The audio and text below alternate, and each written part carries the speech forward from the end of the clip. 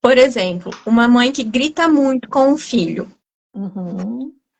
Ela só conversa no tom ríspido, qualquer coisa ela grita, qualquer coisa, mas qualquer coisa, essa falta de paciência, quais consequências pode ter, né? Porque eu tô com um caso que o filho tá com problema na fala Uhum. e é um abuso, assim, no grito.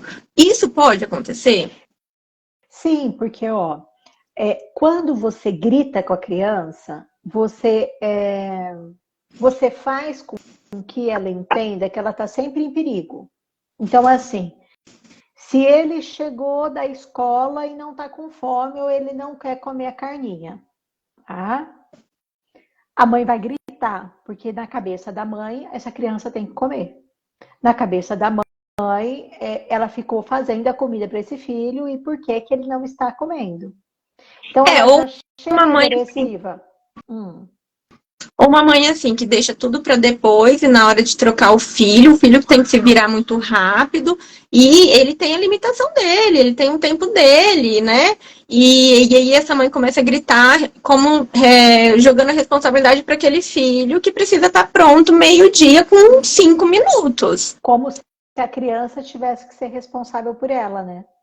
É uma Exato. negligência, Ana. É uma negligência. O tique, que você falou que está acontecendo com ele? Que ele está com Problema tique? na Ah, fala. Não, na tá. fala.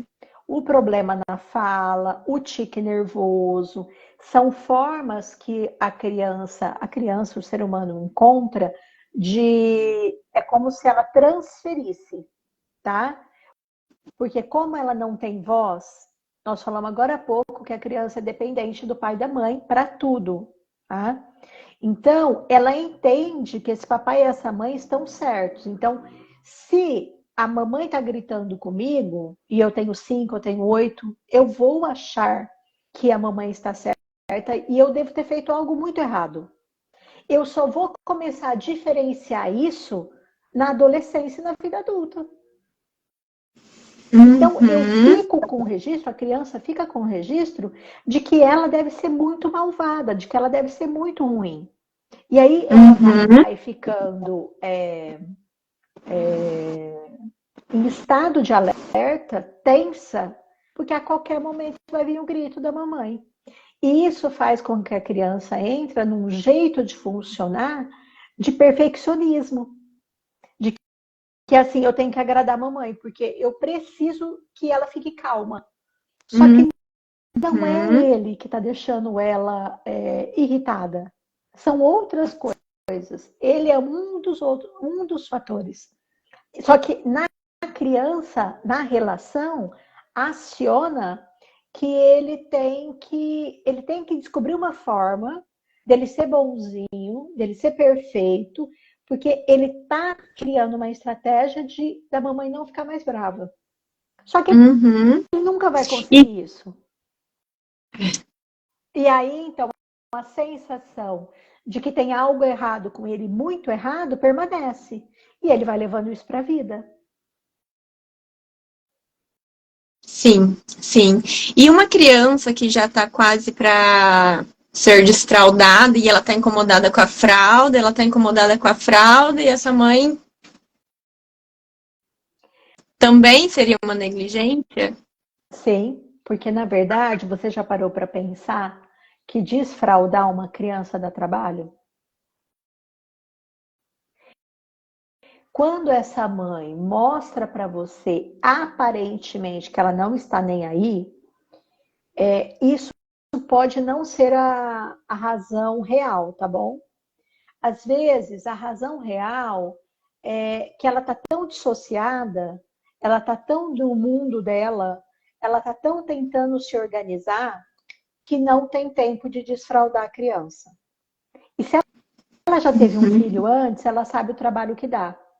E às vezes, dentro dela, ela está falando assim: é muito para mim, eu não vou dar conta. Eu sei que eu preciso, mas eu não vou dar conta.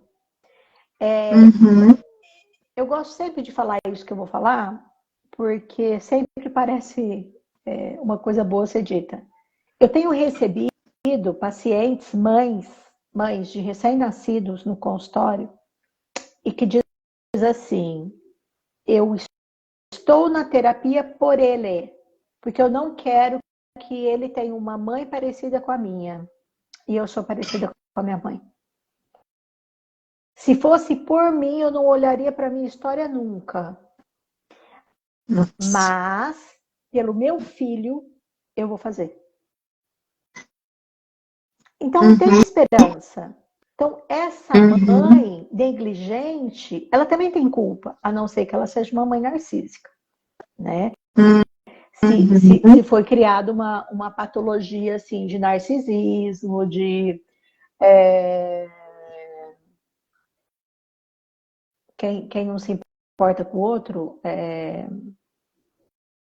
Psicopata, aí, o narcisista, o psicopata antissocial, social, que é o a mesma coisa. antissocial, tá?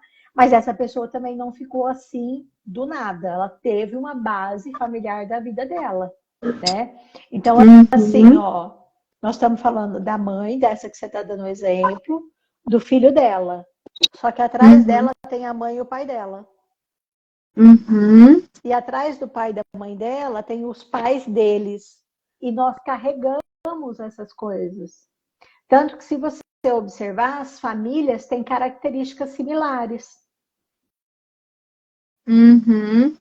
Ô, Cláudia, e uma criança já um pouco maior, e essa criança coloca sempre o irmão mais novo, uma irmã mais nova em risco, e esses pais, ou os cuidadores, ou os avós, fingem não ver, porque parece que não dão conta de realmente ver a maldade da outra irmã. Então, E não repara isso.